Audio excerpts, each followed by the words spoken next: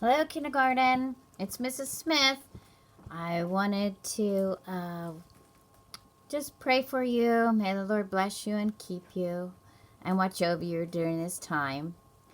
And then I wanted to read to you this book here, Rain and Hail.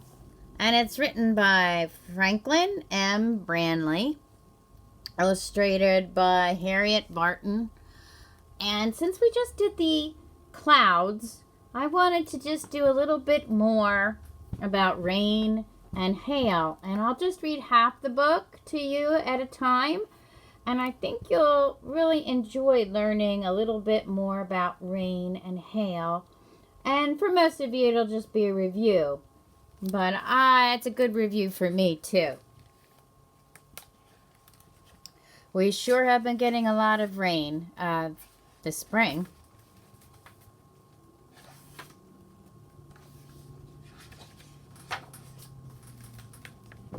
A picture. It's raining there.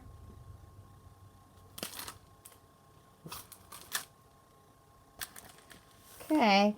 Rain comes from the clouds. It comes from big clouds and little clouds. It comes from black clouds and gray clouds. Here's a picture of some of the clouds that we've studied.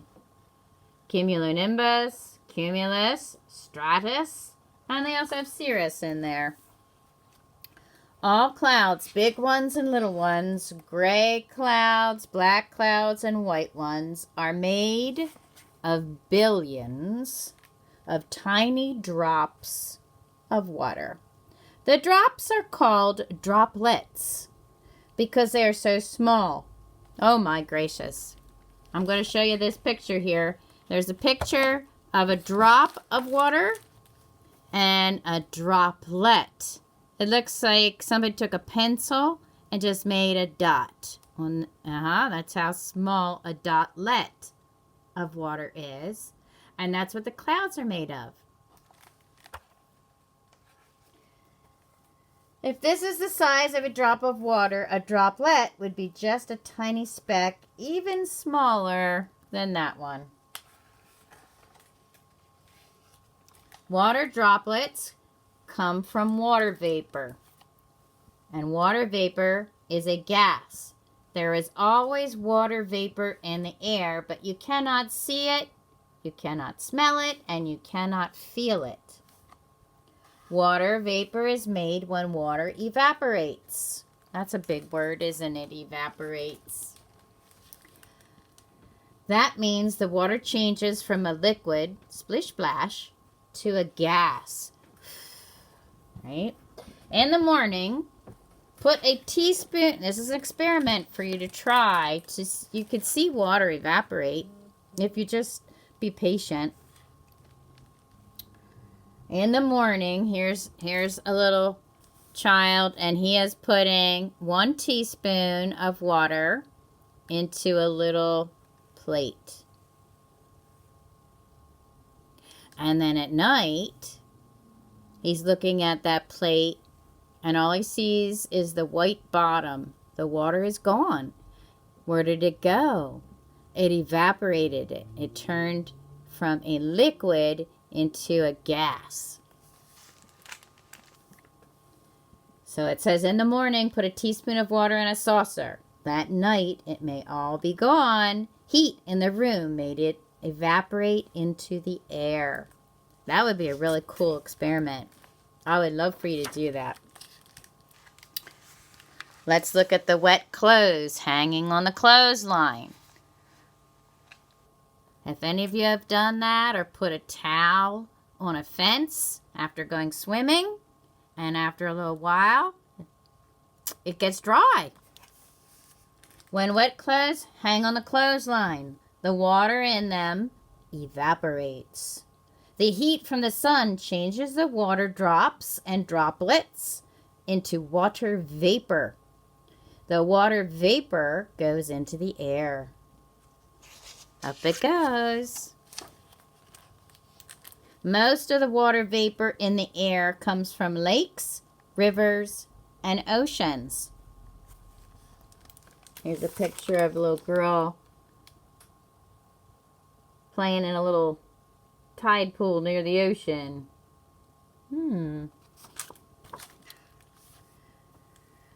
water vapor comes from the leaves of plants and from the wet ground. Even the wet ground can evaporate water.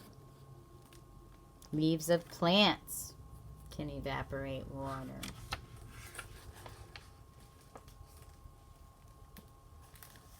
This is the picture for what I'm going to read. Can you see how the children are blowing out their warm breath into the air? Have you ever done that on a really cold day? And then you can see it? That's like your frozen water vapor.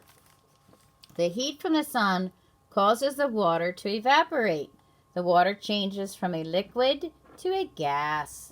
The water vapor goes into the air. When you breathe out, you put water vapor into the air.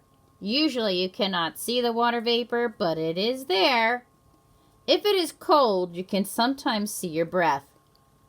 That's because the water vapor condenses. It changes from a gas to tiny droplets. Your breath makes a little cloud. So our warm air hits that freezing cold air, and the droplets are formed. And you see that little cloud. It's frozen. Like frozen air. When cows and horses, dogs and cats breathe out, look at all that. They're breathing out. They have warm air inside too. And water droplets. They put water vapor into the air too. On a cold day, the droplets make little clouds that you can see. You can make water vapor change to water. You can make water vapor change to water. Put a lot of cracked ice into a glass. This book is full of experiments for you to try. So they have a bunch of ice cubes into a glass, and they put into a glass of water. As the glass gets colder, the outside of the glass gets wet. Water vapor in the air is condensing on the glass. There may be so much that the glass drips. Sometimes the glass stays dry. That means there is not much water vapor in the air.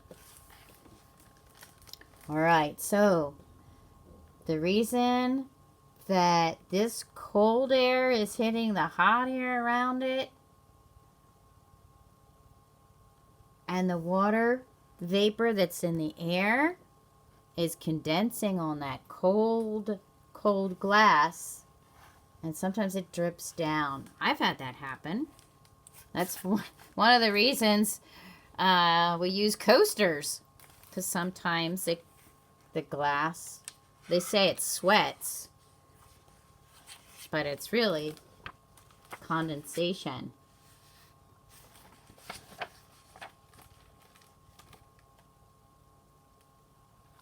Here's the picture. It's showing cool air and cold air. Cool air and cold air. There's what the picture says.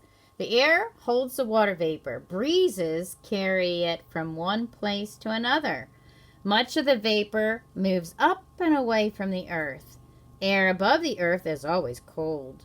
The higher you go, the colder it gets. When air gets cold enough, the water vapor in it condenses. The vapor changes to water droplets. The water droplets make clouds. So as that air filled with moisture, all that evaporated water, it hits the cool air, and it makes the droplets in the clouds.